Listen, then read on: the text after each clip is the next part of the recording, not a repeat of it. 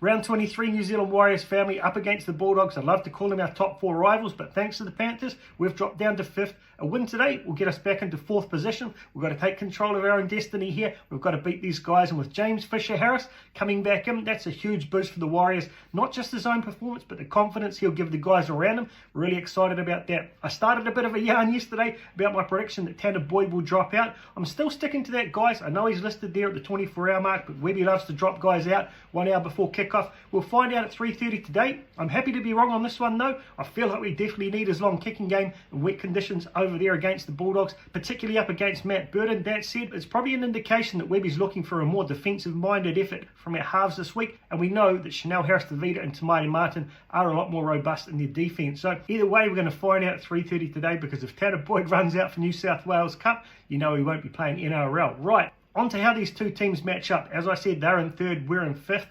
They've got a plus 122 points differential. We're still sitting in the pluses at 26.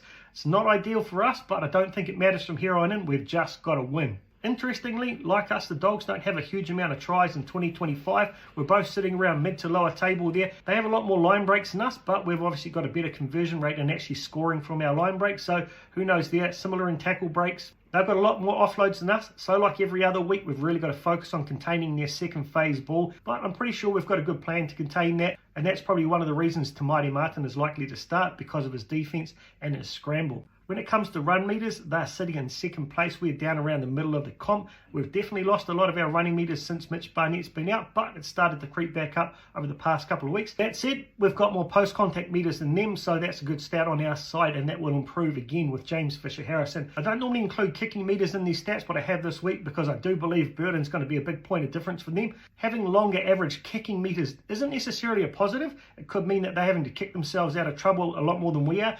Matt Burton, though, is able to kick them out of trouble even from their own 20. So it's going to be a real battle for us to play our traditional game of keeping the opposition down in their 20, because even if we do, he'll kick the ball all the way down to our 20s. So I'm really curious to see what the game plan is to counter that tonight. Possession, errors, penalties, and defensive efficiency all slightly in our favour, so I think we've got better discipline out of the two, which is kind of surprising because they're one of the most disciplined teams in the comp. Rightio, guys, what do you reckon? Are we able to get this done? It's a huge challenge, but I think with the inclusion of Fish, we will be able to do it, but it's going to be an absolute battle. We're going to have to play one of our best games of the season. I want to see us play like we did against the Sharks about a month and a half ago.